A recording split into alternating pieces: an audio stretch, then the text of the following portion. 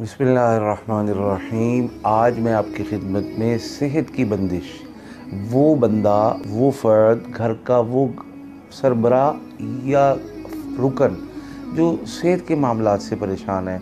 कभी एक डॉक्टर, कभी दूसरा हकीम, कभी तीसरा तबीब, कभी होम्योपैथिक, कभी एलोपैथिक, कभी ये लेबॉर्ट्री, कभी वो लेबॉर्ट्री, कभी ये अस्पताल और कभी वो अस्पताल, कभी ये क्लिनिक और कभी वो क्लिनिक, और कभी ये फ़र्द बीमार है, ये अभी बीमारी से नहीं निकलता, दूसरा फंस जाता है, और ये सर्कल सारे तकरीबन अफराद को घेरे हुए है।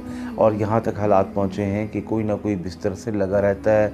और मैं तो ऐसे भी अफराद को जानता हूँ कि किसी नाचाकी, लड़ाई झगड़े और विरासती हिस्से की बुनियाद पर लोगों ने ऐसा जादू कराया कि अब घर के 2-3 अफराद मुस्तकिल तौर से बीमार हैं और बिस्तर पर साहिब फ़िराश हैं। इन बेचारों का कोई रोज़गार नहीं, इन बेचारों का कोई काम नहीं, इन बेचारों का कोई माशरती सर्कल नहीं, इनकी कोई एक्टिविटी नहीं है।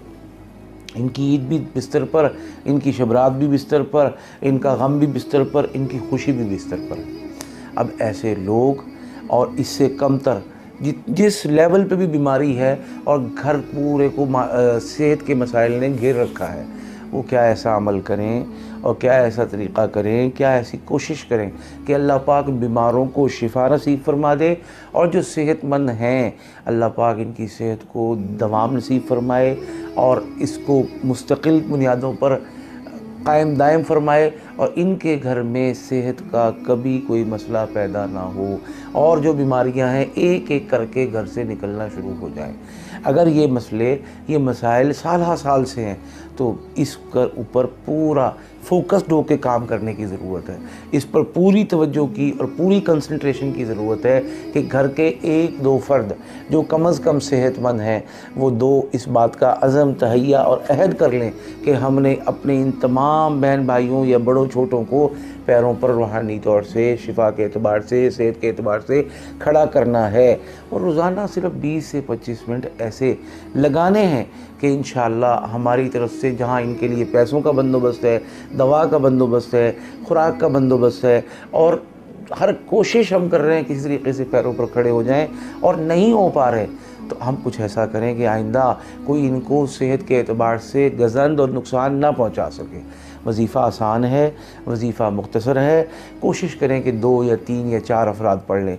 अगर पढ़ लेंगे तो सोने पर सुहागा है, नहीं पढ़ सकते तो फिर एक भी हो तो भाई ना होने से भला है, और इंशाअल्लाह असर होगा, फ़वाइद सामने आएंगे और ज़रूर आएंगे। इसके लिए थोड़ा बहुत सदका अपने तौर से करते रहें, और बेहतरीन सदका गर्मियों में पानी का प्याला छत पे रखना या चावल या गंदम को छत पे बखेरना ताकि परिंदे खाएं। और अगर मौसम कोई खुश्क नहीं है या सर्दियों का मौसम है तो फिर भाई किसी को कुछ खाने पीने को दे देना। खाने खिलाने पिलाने का इंतज़ाम और बंदोबस्त ना हो पाए तो भाई किसी को पैसे दे देना। इंशाअल्लाह हदीस पाक के मुताबिक के सदका बला को टालता है तो अल्लाह ताला सेहत के बारे में इस बला और इस मुसीबत को हमारे घर से टाल देगा। यकीन होना ज़रूरी है। यकीन ना हुआ सब बेकार, यकीन ना हुआ सब मट्टी, यकीन ना हुआ सब तबाह बर्बाद। तो अब चलते हैं वजीफ़े की तरफ। वजीफ़े के लिए आपने पानी ले लिया, आपने चीनी ले ली, आपने नमक ले लिया, आपने अगरबत्ती ले ली, आपने गूगल, हरमल, लुबान, ये चीज़ें इकट्ठी कर ली, और दवाएं जो मरीज़ खा रहे हैं उनको भी सामने रख लिया। और ये अमल पढ़ना है रोज़ाना 1100 मरतबा, एक टाइम फ़िक्स करके अव्वल आखिर दरूद पाक सल्लल्लाहु अलैहि वसल्लम पढ़ना है 11 मरतबा। तो पढ़ना क्या है अमल? या रहीमु या लतीफ़ु या वदूदु, या रहीमु या लतीफ़ु या वदूदु।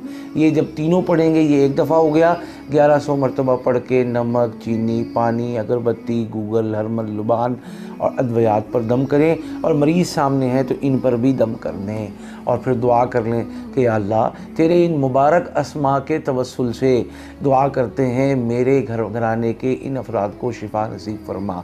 इस अमल को अगर बहुत पुराने अमराज हैं तो भाई मिनिमम 41 दिन करें, और अगर اس سے بھی زیادہ ہیں تو بھائی دوائی کے ساتھ ساتھ 15-20 منٹ کی یہ ایکسرسائز جاری رکھیں، اللہ کے حکم سے تمام امراض سے شفا ملے گی، یقینی ملے گی، حقیقی ملے گی اور دائمی ملے گی انشاءاللہ۔